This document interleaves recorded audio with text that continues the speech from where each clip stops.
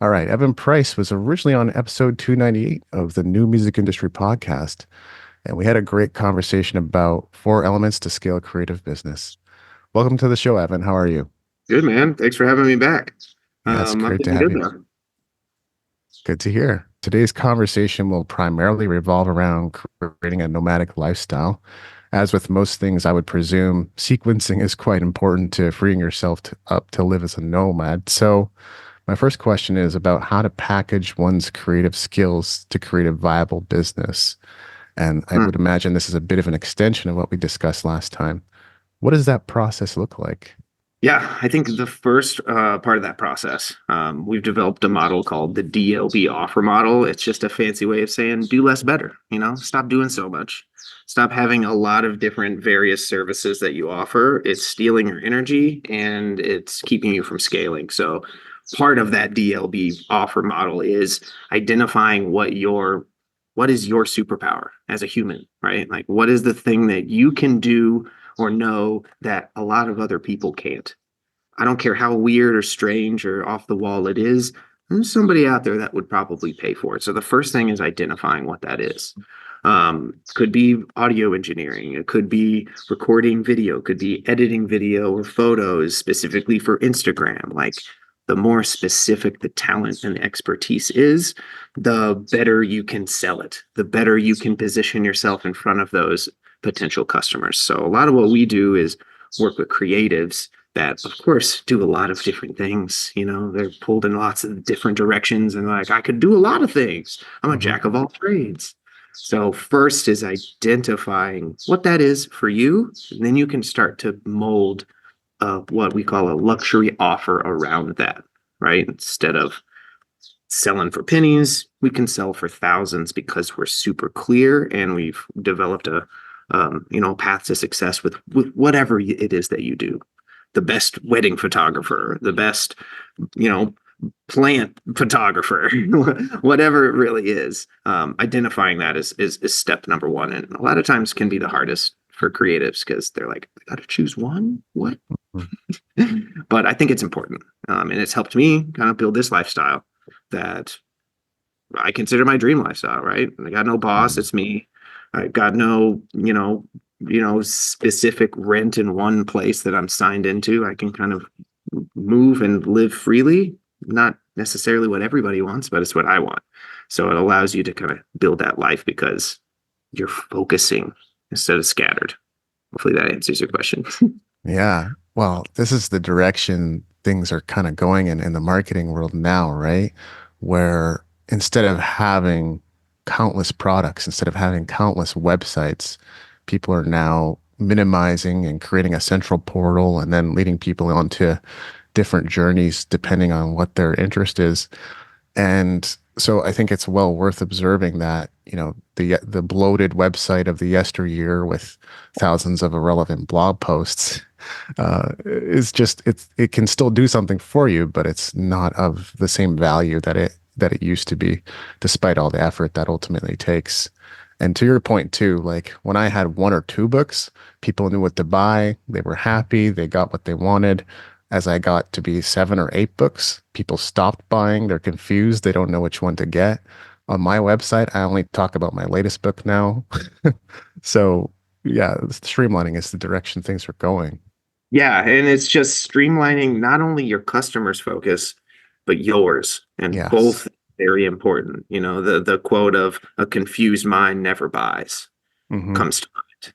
And I think that's true with, you know, whoever is providing a service provider. A confused mind never, scales. There's a new quote that's being thrown out here. But it's like it's that analogy of just like the cups, right? If you have a little bit of water in a 10 cups, the energy is just dispersed and nothing Yeah. really happens. But if you put all of your, eggs in one basket, so to speak, into one or two cups, you have more energy there that can actually do some damage. By damage, I mean help the customers you want to help with whatever the service is instead of spreading yourself so thin. And I definitely felt like I did that for many years, right? Right out of college, music business college, I was like, possibilities are endless, right? You're young and full of full of hope and full of like, I'm not sure what I want to do, and I love it. I went to a liberal arts school, so that was everybody basically. We're like, yeah, maybe this, maybe that. But you're just full of this energy that you could put everywhere, that you end up putting everywhere because we're young and we Mhm. could do that. I was marketing, I was learning how to market. This is when Facebook ads like first started rocking.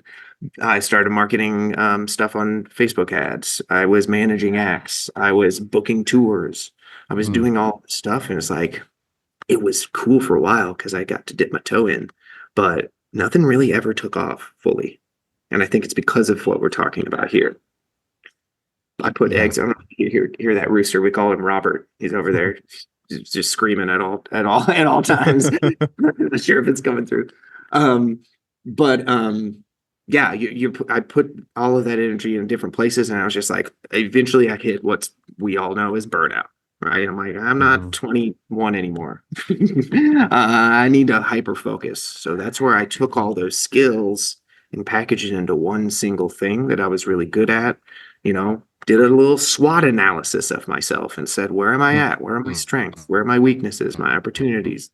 Um, Took them all, put them all together and created this one program under this one company. And that's what we help our clients do too.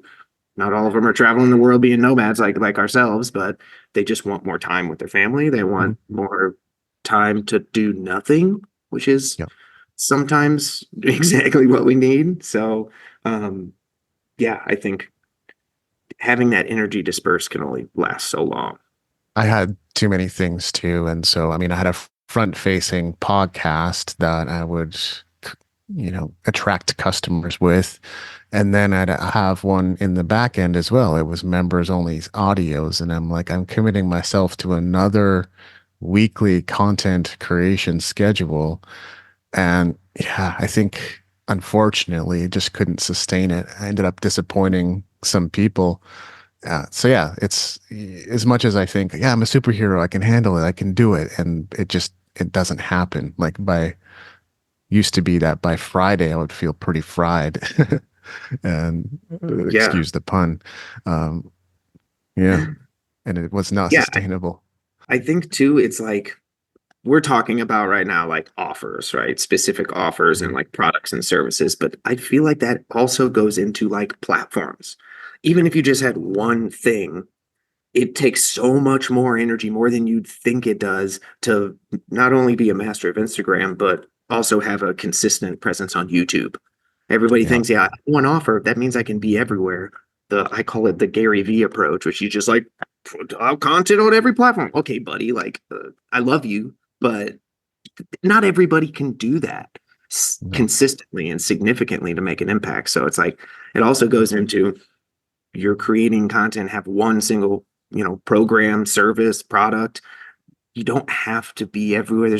There's enough people on one platform that you could literally focus there forever and still make plenty of money. Like if you just were an Instagram person yeah, and focused on there, you'd be fine. There's millions and millions and millions of people there. So I think that's another fatigue that happens too, is like platform fatigue and like feeling like I need to have audio. I need to have a freaking book. I need to be on Instagram. Like I need a blog now. Like you don't have to do that. yeah.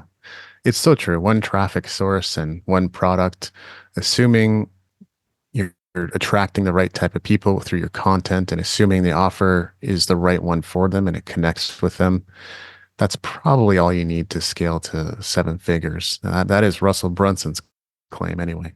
Yeah, no, for sure. And it's not a focus, right? It's just we all have the same 24 hours. Like Yeah. just go back to the energy, the cup analogy. Stop spreading yourself into another cups. Adding a YouTube channel is just another cup. It's the same water in another cup. So yeah, but kind of go back to the beginning of this. Like I think it is important to find that focus.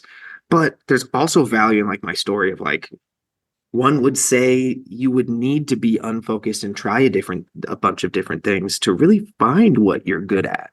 So Hmm. not to backtrack on that, but like if you're at a place where if you're like Evan David, like I don't know what my thing is yet, go and just do a bunch of stuff. Do the opposite of what we just said is what I would say. You know what I'm saying? Does that make sense? Like Yeah. go and fail. Go and try a cooking class. Go take karate lessons. Go figure out what your passion is. Because if you don't know what that is yet, you haven't done enough things to figure that out. So then I would say disperse your energy. Be that 20-year-old, even if you're 40, and go figure that out. Because I think that's important too, you know? Yeah, I think so too. I think you should try a bunch of stuff. I mean, my journey has been a lot about that. And, people will say I'm a fantastic writer, and I do believe them. I think I'm really great at what I do. And yet the challenge I was finding was, well, my books aren't consistently selling. So, am I really that good? Or maybe I'm too good and I need to dumb it down for the market? Not dumb it down, but you know what I mean? Like make it Mm, more hyper relevant, hyper targeted, on point for the market that I'm writing to. mm. And that's the part that maybe I wasn't doing quite right in the past. Yeah, Yeah. perhaps. Or maybe it's just the right people haven't found it yet. Maybe it's not Yeah, really the writing, maybe it's on the marketing. Um, and right. that's interesting that kind of your mind goes there because I see that the opposite with we'll go back to like musicians, creatives. They always think it's just a marketing problem. It's like they Mm, never even consider maybe the quality of my stuff isn't hitting.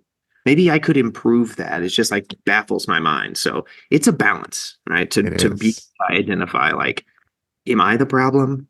Is it just I haven't spent any money on ads? Is it because the marketing isn't hitting? Sometimes the messaging is really what marketing means. If your message isn't connecting with the people on the other side, then they're never going to read your amazing book or your fantastic, album, listen to your fantastic album because they don't know it's for them. So it's a balance to know like what exactly is the holdups. That's really what business building is all about. Like, is it a marketing problem? Is it a staffing problem? Like being able to identify that quickly is a skill. You just learn through time. I'm still learning. I'm with you. I've come to realize in recent years that the sales process is far more important than the product, and not that the product's not important. It's Yeah. just more a thing of how do you get people, or how do you get your product in front of people? That's the part that if you spent more time on, you would see better results. Yeah, yeah. In a book, Ready, Fire, Aim, the author says Michael, I forget his last name. Michael says that most stage one businesses, which is like under $1 million, which is most of the people probably listening, maybe not. Good for you if that's not you. Yeah. Under $1 million, like 81% of your time needs to go towards money making activities, which is, in other Yes. words, sales. And that's what people usually skip, especially in stage one businesses. They're like, I'm going to go on to building more products and I'm going to go on to hiring people. Like, no, no, no, no, no. Sell stuff. If you don't know how to sell stuff, learn how to sell stuff.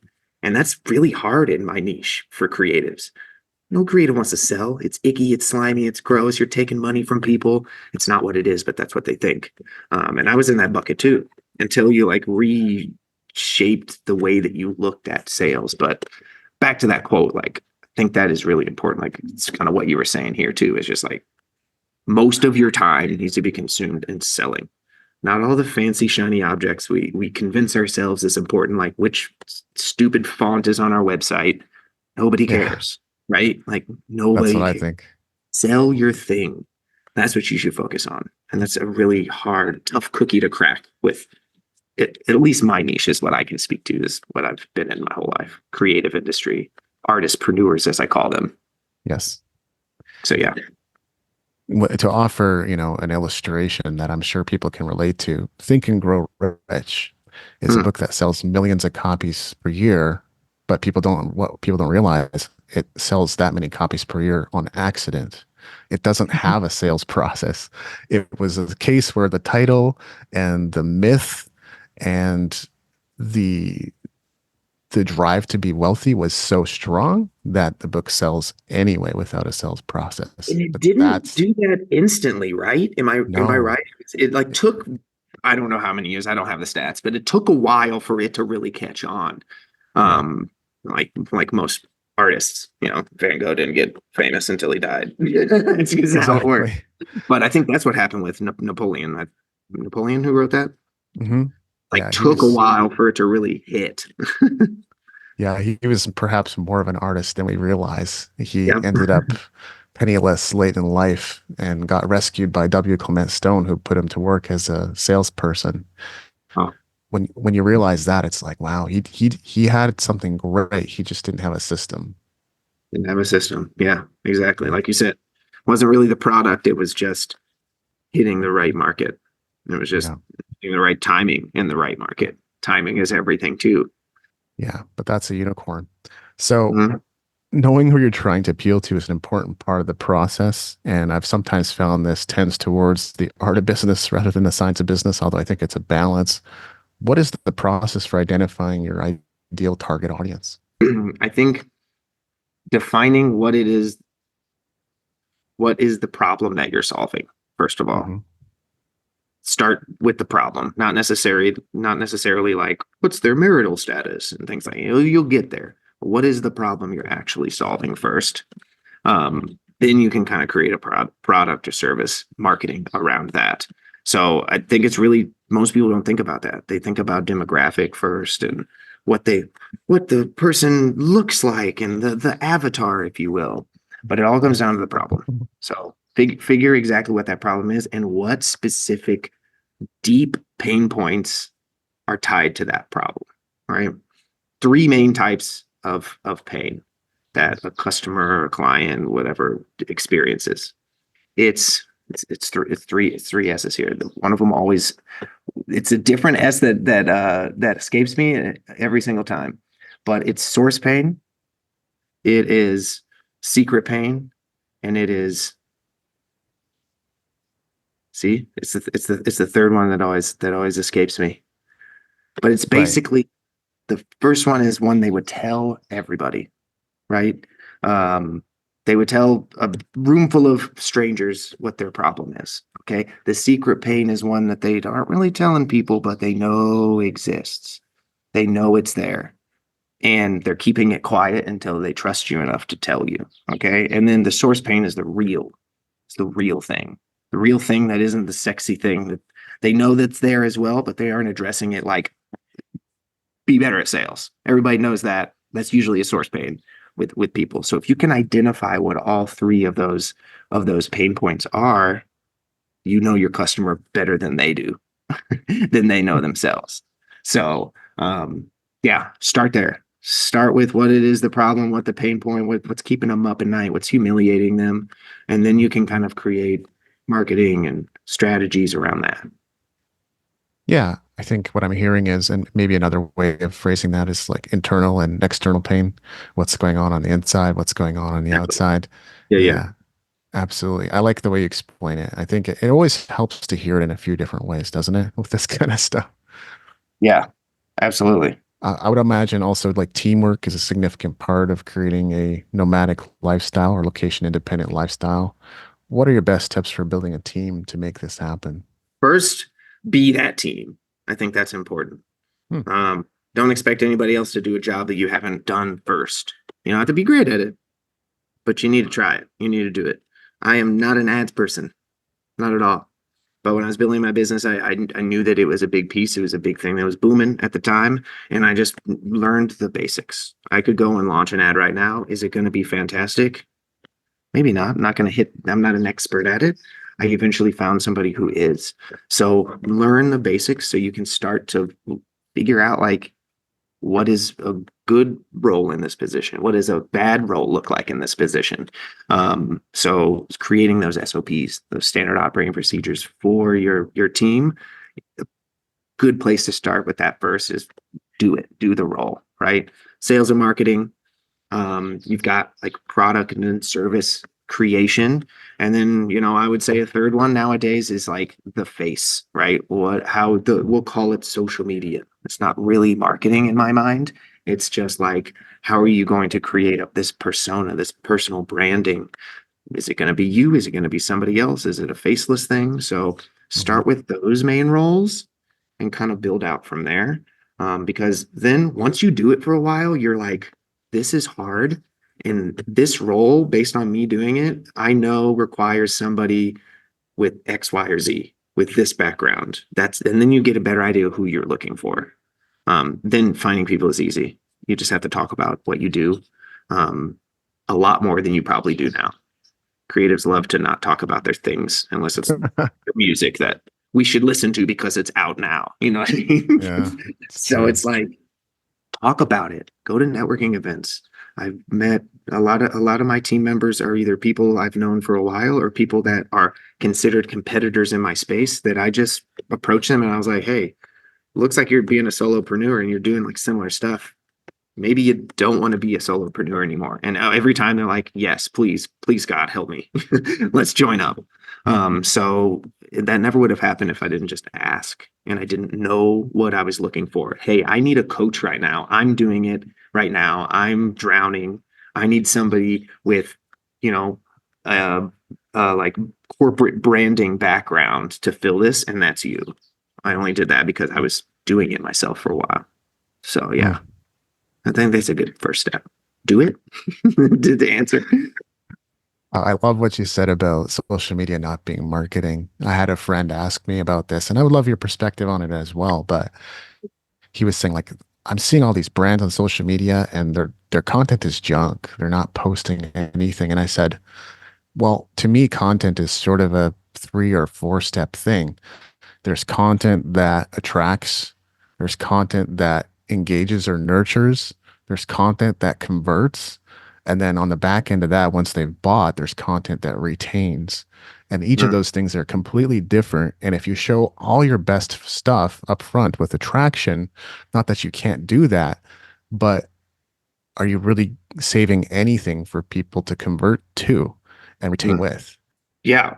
Are you saying that's what you're asking your buddy, or that's what you're asking me? That's what I was sharing with him, and Yeah. I kind of wanted your perspective on it as well.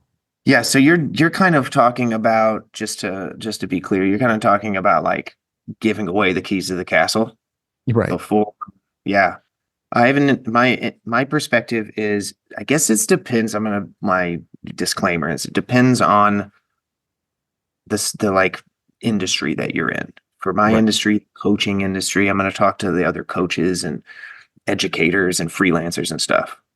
Give away all of your best stuff for free Right. I've heard that. because they still need you. Coaches have we have jobs because we keep people accountable. Me giving a free video on how to do something is does not guarantee that they're going to go and do that thing. So what we want to do, I guess, as a social influencer or whatever you want to call it, is we want to build trust as fast as possible. You know, the know you like you trust you thing, everybody knows that. We want to get you there as fast as possible. And the best way to do that is just to teach and give you the stuff that you're going to get on the other end. So if you're a audio engineer that makes money, you know, doing projects, music projects, I know it sounds crazy, but go and make videos and show people how you do it. I know you think, oh, they're just going to learn and do it themselves. No, they won't. Most people won't. They're going to see it and be like, wow, he or she's giving away this for free. Oh, I also am learning how much of an expert they are. I guess I'll just hire them. It's easier. Yeah. That's what'll happen. So I definitely hear what you're saying. It's valid for sure. It's like you're doing all this nurturing and you have nothing to convert to. The converting into a program like that is either done for you, the audio engineer example, meaning, hey, you can learn this all day long, but I'm just going to do it for you. You have the done for you, or you have the do it together, which is I'm going to hold you accountable and walk you through this process that I just gave you on social media, little bits here and there. It's not the full picture. It's like giving somebody Mhm. a jigsaw puzzle, a random piece once every 4 months. It's not the same as being like, we're going to do this in 4 weeks straight. So it's just a little different. So there's definitely a balance there too. Cause I mean, I'm on the team that just like everything I'm showing my clients, I'm showing to people on social media.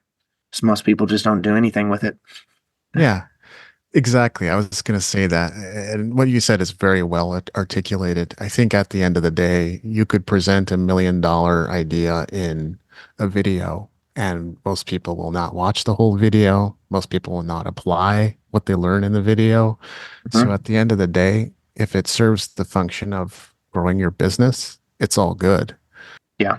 Yeah. Yeah. And it should serve because it's you're getting people to trust you. And Yes. in this day and age, there's no trust.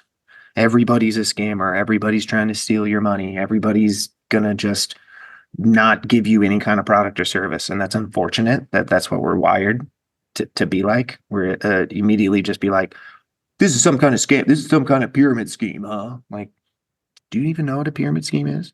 I don't think you do. You know what I mean? Just it's sad that we're all just like got our guards up when there's legitimate. Yeah. Most people out there are not going to screw you over, and don't want to just take your money. But I get it. I get it for sure. Yeah, like certainly be cautious of random strangers that contact you through WhatsApp, right? I'm Right. I'm currently selling some household items, and it's almost like there's two morals to what I'm sharing here. But I'm selling one of my game consoles, and in fact, I might sell most of them the way things are going. Oh, But no, yeah, no, don't do it. right. So first of all, the reaction that I get, it's hilarious. I get contacted by dozens of people like this snap the moment it goes online onto Facebook Marketplace. And so right there, that tells me like I'm selling a few musical instruments too. So your priority in life is for a lot of people's entertainment, not a statement of judgment. It's just an observation that holy, like the reaction is so different. Like that 3DS, well, that's just an irresistible offer. I have to have it today. And then, Yeah. and then the second thing was, oh, could you take a picture of the games? I'm like, I listed all of them. I took a picture with a stack of games. I'm like, fine, I'll take a picture of all the games for you. Here you go. Right. But like, I wouldn't waste anybody's time. Right. I Yeah. think in Right. their mind, like, but you're selling a cartridge that's worth $600 on eBay. It's like, but yeah, but nobody's buying it. So to me, that's also a thing of like, is it worth $300 today or $1,000 3 months from now? Hmm. Who And knows? there's no right or wrong answer. But yeah, it's a matter of how you want to handle that. I like what you said about networking as well. That's a big thing. I think really since day one of my podcasting, people have always been talking about it. That was a big thing for me because when I was in Calgary, I had connections with multiple band leaders and venue owners to where I didn't book my own gigs. If I was playing, it was because someone referred me, someone knew about me, someone wanted me back.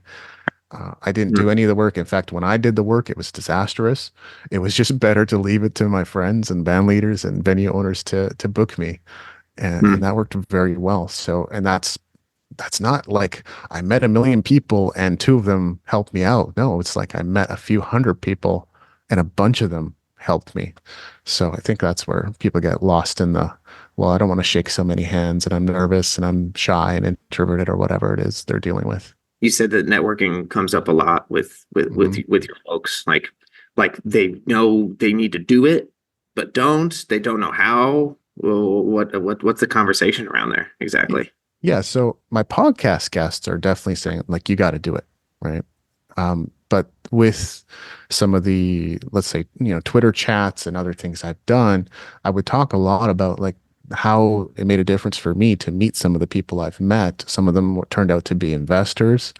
Some of them turned out to be band leaders who ended up putting out tens of thousands of dollars in my pocket because of the gigs and the various opportunities we had. And yeah, they were just like, I'm so nervous, or I can't see myself doing that. You talk a lot about networking, but that's making me kind of, so Hmm. that's what I noticed.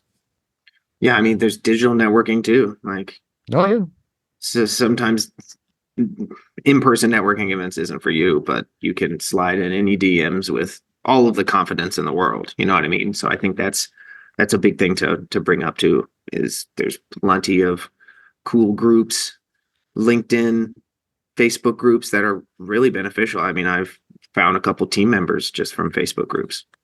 So I mm, think that's an approachable thing when it comes to networking that I think people take for granted, obviously, because we just not us, we weren't born with the internet, but we grew up with it. So it's just not something we always just think of. It's just like, oh, it has to be a networking event. Not really. it's true. Like just the other day, I saw the opportunity to serve some people locally with their businesses because I saw, well, a lot of them have no email lists and no blogs, and I've been helping people build that for ages now.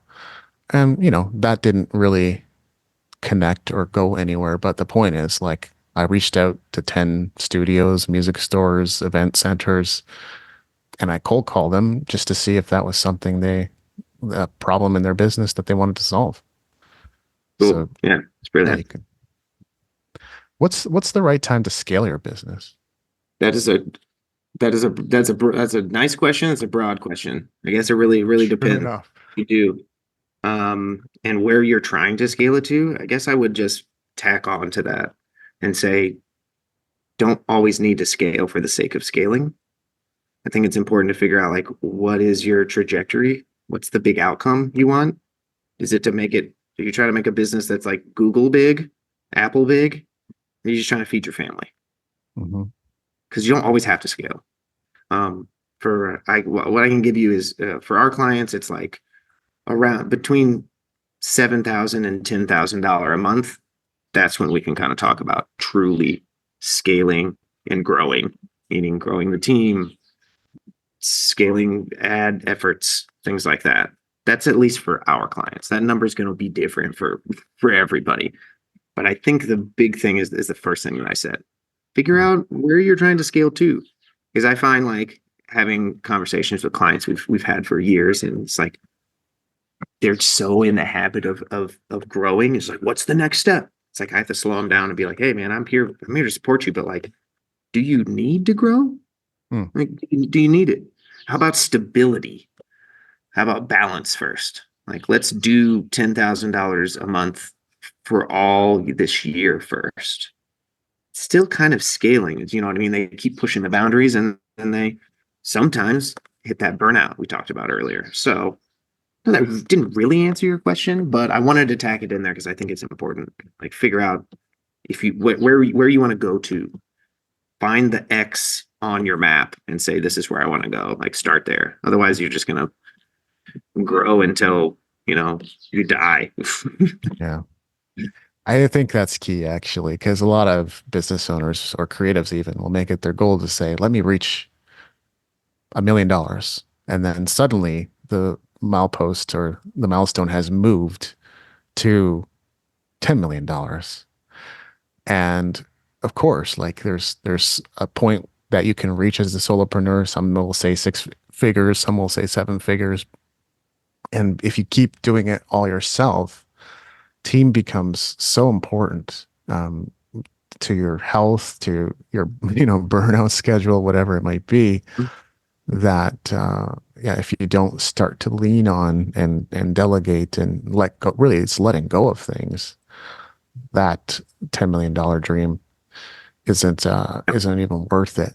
And also, like I heard Russell Brunson say, 20K a month is all you need. Maybe accounting for inflation now, that's 22K.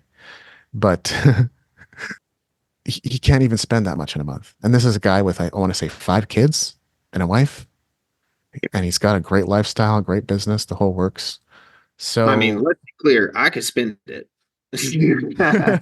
no, of course we We could could spend it. theoretically, but like if you're Russell over. responsible, Yeah, it could be spent, but yeah, I think that is a good point. It's like start first with like, what is the lifestyle you want? That's one of my yeah, first coaches I had. Kind of asked that, and I was just like, what do you mean? I've never freaking thought of that before in my life, and it was kind of eye opening to me. It was like, what's the lifestyle like, day to day? What do you want to do? You want to travel? You want to like just find a place to live and have a family? Like envision what the dream lifestyle is for you and create a goal trajectory around that first. And a lot of people are just like, yeah, blinded by the Russells, the Bezos, and be like, no, I want to be a bajillionaire. That's the goal. It's like, but why? What are you gonna do? You just want to cruise around your super yacht all the time, or do you just want to be able to travel 3 months out of the year and you're happy? So I yeah, think that's a good point too. That what you said kind of made me thought of that. yeah. You can have a great lifestyle with less, and I'll get to that. Yeah, But how did you decide to take the leap of faith? it's a great question. Um, I found a teammate here. His name's Willie, and he was kind of on that trajectory as well. Hmm. He's traveling a lot by himself. Him and I took our first, not solo trip, as we were together, duo trip to Egypt. It was on my list We were kind of just drinking during COVID, and we were just having some beers at my place. And he was just like, "Where do you want to go? Where would you want to go if you wanted to go anywhere?" I hadn't traveled too much at this point, and I was like, "Dude, Egypt. I love the pyramids. You see, love just think they're fascinating. I think they're very old, and there's so much we don't know about them. So I think they're really really magical." I was like, "I want to go to Egypt," and he's like, "Let's do it." And I was just like, "Okay, let's do it." And I think he thought that I was like everybody else that he said that to, and like it's just like a thing they say. And I was like, no, no, let's really do it. And we started planning like instantly. So I think that was like the start of, oh, now we went and traveled, and this could actually be all the time. He took the leap himself about a year ago, year and a half ago, and I was just kind of preparing to kind of take the journey with him. So him and I have just been building the business here. Um, Traveling full time as of this year. So it's a couple months ago, to be honest. It's Wow. April. So January 2nd, we started in Colombia, then Mexico City, went back to the States for a few weeks, and now we're here in Marrakesh, Morocco. Mm. So yeah, I mean, I think it just started, definitely helped having somebody there who's like doing it already. You know what I mean? And it's like, Yeah. hey, it's working. Come on out. You know what I mean? But you don't absolutely have to have that. Um, I think the scariest part was like the stability. What happens if? What if this Hmm. happens? Um, Really lifestyle wise, once you make that jump, isn't really that different. We just pay rent like 4 months in advance because we're doing Airbnbs and things like that. Um, but that stability was always really important to me. I'd always had a part-time job to support myself while I built my own business. I worked for Apple for a decade, for 10 years. And the stability was like ingrained in me. So it was just really hard to like let that go. Like, oh, I don't have health insurance. What? I think that goes back to just full circle back to the first thing, having that single offer that was higher ticket, that was consistently bringing in enough money for me to build the lifestyle I wanted. I was able to map it all out, and it's like, okay, yeah, this is approachable. Mm. So, um, so yeah, now we're here. We're planning to travel the rest of the year, and not sure when we'll ever stop. Not sure yet. It's kind of exciting. That's great. I like what you said about having someone in front of you that's doing that same thing. I had that as well. It was Greg Will Now from Musician Monster. We were in Mhm. a mastermind group for a little less than a year, but I remember going to the DIY musician conference in Austin, and we were downstairs in the bar drinking beer, and I was just grilling him with questions about, okay, so what about mail? How do you handle mail delivery? And all these little questions that started to come up as I was facing the reality of, oh my gosh, I'm going to travel. Um, but it was, yeah, I'm really grateful for his contribution and what he shared with me in that moment. And even though my journey has looked very, very different than I would have expected, I've been to parts of the States, I've been to good chunks of Western Canada and the worthwhile places anyway. And I've, That's cool. yeah, I mean, I've been overseas before. That wouldn't be entirely new to me, but on this nomadic journey or this leg, I haven't been international quite yet. That'll happen. Yeah, do it. Yeah, Latin America is great. They're very absolutely. very welcoming. Its weather is fantastic. Really easy to move around. They typically, Mexico City specifically, will let Americans in 6 months without just visa on arrival. So it's pretty Hmm. approachable to kind of set up shop for like a long period of time. Because the way we're moving is more of the true nomadic, which is like we're not getting digital nomad visas, at least yet, where we'd have to apply and stay here for like 2+ years. I think they're pretty easy from our brief knowledge of it to get, but we just stay for 2 to 3 months, like the bare minimum of where you can, and just keep it moving. I kind of like it too, at least right now in my life, where it's just like just new experience to go to. From here, we're going to Turkey, and we're going to Kenya, going to go see the Great Migration, and it's just like keeps things fresh. It's like you're on a vacation all the time, but you're still working during it. It's Hmm. pretty interesting. You get it. Oh yeah, like most countries will let you stay for about 90 days, and that's just so like, and it's not like you have to travel far.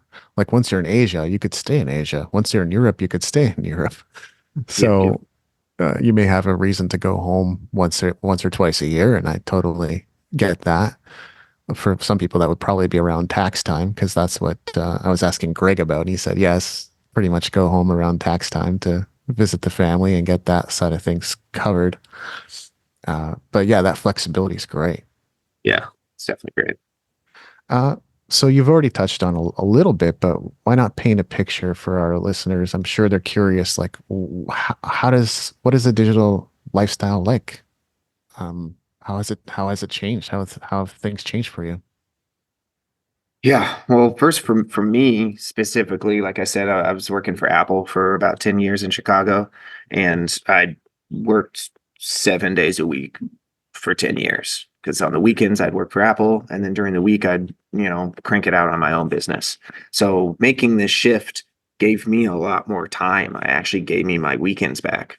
Before that, in high school, I worked like at a movie theater, which is all nights and weekends. So it's like I'm a little kid in the candy store. I'm like, wow, what's a weekend? What's a Saturday night? I didn't even know what that was. So it was really cool for me. So what we usually do is we move through Airbnbs. We do extensive research, make sure the Wi-Fi is really strong. Yeah, This place in particular, we actually hit them up because we're like, it doesn't look like it's going to be that strong. And we're like, hey, we're looking to book ahead for 2 months, which is pretty big for most places. Airbnbs are like, hell yeah, let's do it. And yeah, less work for me. We're like, we're gonna do for 2 months, but it's really important we have strong Wi-Fi. So they're like, cool. What if we upgraded you to fiber? I was like, bet. That's like the fastest internet. Let's do that. Usually really accommodating. So we booked the Airbnbs like a couple months ahead. Um, and during the weeks, we kind of do what I'm doing right now. We kind of just post up here. We can like work in a coffee shop and stuff. We take a lot of like meetings. We kind of need our own space. I do a lot of content up here as well. That requires some space. So during the weeks, we're doing that. On nights, we go out and have dinner, explore a little bit, do a little research. And then on the weekends, we usually do some kind of an exploring, and occasionally nothing. Sometimes we do nothing, which is great too. But while we're at these like exotic places, we really like to dive headfirst into the culture. It's really mm, important to us. Like, I yeah, don't want to just do the touristy things. I want to meet locals. I want to make friends. I want to hear about what they're doing. Like we came here in Marrakesh the last week of Ramadan. So it was cool to just experience what that's like. Like, what is fasting life like here during Ramadan? Like, what's open, what's not? Like, we had lots of questions, and the people we talked to here are just really open to telling us more about it. So the weekends are usually around time for us to disconnect from work and mm, connect to wherever we're at. Um, in Colombia, in Medellin, for instance, we took the weekends, and it was really popular for um, the locals in the city of Medellin to drive out into the mountains, into the smaller towns, like the villages, and just mhm, hang out, have a beer, see the scenery, talk to the locals. Like that was a normal thing, which is crazy to me because in Chicago, it's like, I'm in the city. I'm not leaving the city. So it was kind of refreshing. So we went and somehow found a way to rent motorbikes. You just need a driver's license from the US. Rent motorbikes, and we drove out there every weekend. And we'd have a friend that would come with us, and we would just like see the scenery and do what the locals did. So it was really, really cool. Um, so yeah, I mean that's pretty much what the life is like. Just working a few months ahead, right? We have a big picture, a grand scheme, but it's also a little bit of like planned chaos, is kind of what mm, we call it. um, where we kind of have the freedom to be like, yeah, let's go take a cooking class in 2 days. Here, I want to learn how to make some Moroccan food, or let's just do nothing today and watch Netflix or pull up something on our Vision Pro. So it's just a lot more freedom, I think, to be able to explore. Like I said, it's kind of like a full-time vacation, but also not like it at all because we're mhm, definitely working hard during the week and we're dialed in. yeah. So hopefully that answers your question. What life is like.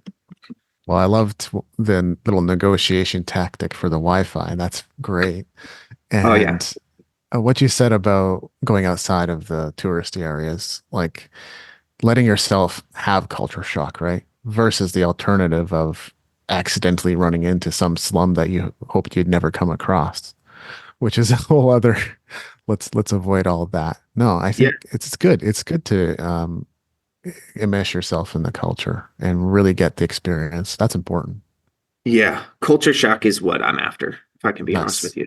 I want to be completely shocked. I'm, I think there's comfort in things that are comfortable, right? Yeah. Things that are known.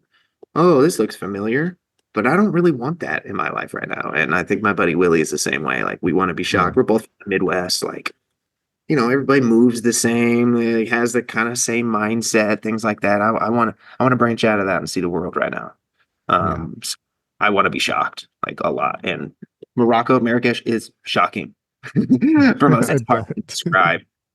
It's a different world. Where we're at right now, we're in Medina. So just a little history lesson from what we've learned while here. We're in Medina, and this like market area, we like live steps away from the main market where they're selling like food and bread and jewelry. These clothes that I bought the other day. But the way this market has been operating basically the exact same way that it is right now for over 1,000 years. I can't even fathom that. So it's just cool to be able to be like, wow, I shopped for clothes probably in the same shop that happened 1,000 years ago. So it just really, I don't know, just that in itself is just cool. Like 100 decades. My mind can't even fathom that. I can't even think about it. So it's kind of cool. And the US just doesn't have that old stuff. You know what I Yeah. mean? So that's kind of why we focus on international as much as we can, at least right now. Awesome. And if you plan to go to Asia, you'll definitely have some culture shock out there too. Yeah, our thing with Asia is just it's going to be tough to work. Mm. Well, a lot of our clients are US, Canadian based. Some of them are in like Europe, but So, it's like 12-hour difference, right? It's yeah. like the opposite day. So we'd have to work in code. Like we have to just be, nocturnal. So that makes it a little tough. But maybe vacation out there and not actually do the nomadic stuff. So I'm Uh, not sure. See, we'll see. yeah. And then the prevalent assumption is that you got to be making a lot of money to be able to live a freedom lifestyle, right? But what I've been finding on my journey is that what you really need is more time freedom, because living nomadically is cheaper than living in a major city like New York or LA or Chicago. What are your Yeah. thoughts on that?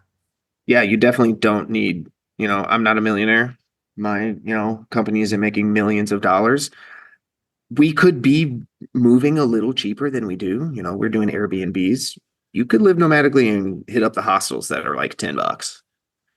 Yeah. They're usually pretty fantastic, right? You're sharing a space with people. Maybe you have one that's a separate room. Food is usually more affordable. I don't like to use the word cheap, more affordable than what most people are probably used to. And, as we all know, probably, medical care is also a lot more affordable. So the cost of living can be down. So, um, you don't need a lot of money. You Mm. absolutely don't. If you want to move around and like buy condos in every place, yeah, you need to have a lot of money, but it's not required. You don't have to be making millions. You don't have to be Russell Brunson status to be No. doing this. Like, we just like to do the Airbnbs. It's comparable to the rent I was paying in Chicago when I'm doing this, if I could be transparent here with you. Yeah.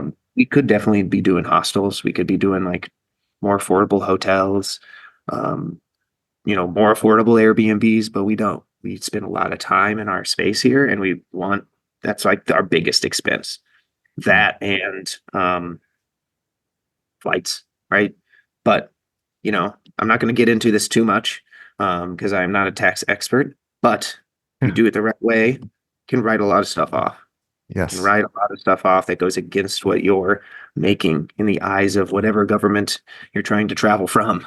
So look into your tax professional for advice on that. I'm not going to touch on that, everybody, but you can write a lot of things off, especially if you're meeting clients, if you're networking. if you're doing things directly related to your business, you'd be surprised what you can put against your income, which will Yeah. help. Great tip. And yeah, it's true. There is a lot of stuff. I'm not a tax expert either, but look into it for sure. And yeah, it's just so funny. I've had a lot of conversations about, oh, isn't it expensive to travel? And I'm like, I don't know. It's the first flight. Can you afford 400 to 800 bucks to head over to Japan or Thailand? And then from there, your flights get so much cheaper because you're just traveling from local place to local place, or you're even just using ground transportation because it's so well developed over there. Exactly. So it Exactly. depends how you route your trip. It's like, oh, I'm going to Zurich and then I'm going to Australia. You could end up Probably spending not. a lot of money. Yeah. Oh Yeah. yeah, for sure. Yeah, there's also just one more tip that I'll have everybody look into. I am not currently doing this, so I'm also not an expert in this, but there is another thing called the FEIE. It Hmm. is a tax exclusion specifically for digital nomads, for nomadic people who are not living in the country that they're being taxed in. So what it is at least for US, if you're traveling and you're not in the US for 330 days out of the year, which is pretty much most of the year, you can fall into this. There's lots of stipulations, keep in mind, but you can Hmm. fall into this tax category where you don't have to pay taxes at all. Hmm. It's like you can write off like $127,000, which is probably most of the taxes for most of the people that Yeah. might be listed as it's all of mine. So it's like you could write all of that off. There are boxes you need to check, but if you were really serious about that, there are ways to cut down on expenses, like taxes is a big expense for a lot of people, and Hmm. still travel full time. So look into that FEIE. It's really it's an interesting category that's been popping up more and more ever since COVID, and like digital nomadacy is like kind of a newer thing. I feel like not newer thing, but like more people are doing it now, I think. So check that out.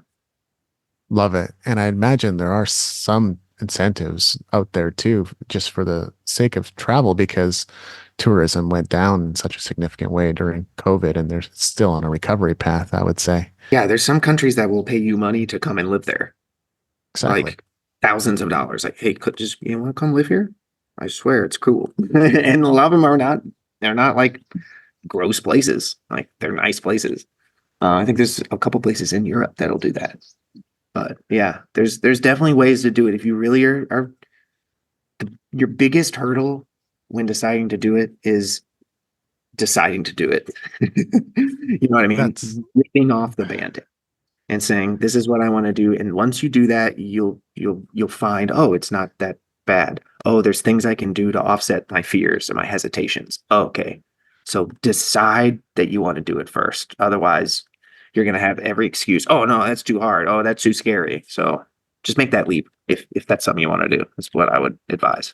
I totally agree. It is all about the decision. Because me personally, I don't always like riding planes. I don't always like driving through flat, wide open spaces. But Yeah. It- in the grand scheme of things, that's like a few hours, and then I get to enjoy myself the rest of the time, right? yep. All right. Well, thanks so much for joining me on creativity, excitement, emotion, Evan. Is there anything else we should have covered here? No, I think that's everything. Thanks for having me again. This is a was a cool open conversation. Open to it anytime. Appreciate you. All right. Thanks so much. Thanks, dude.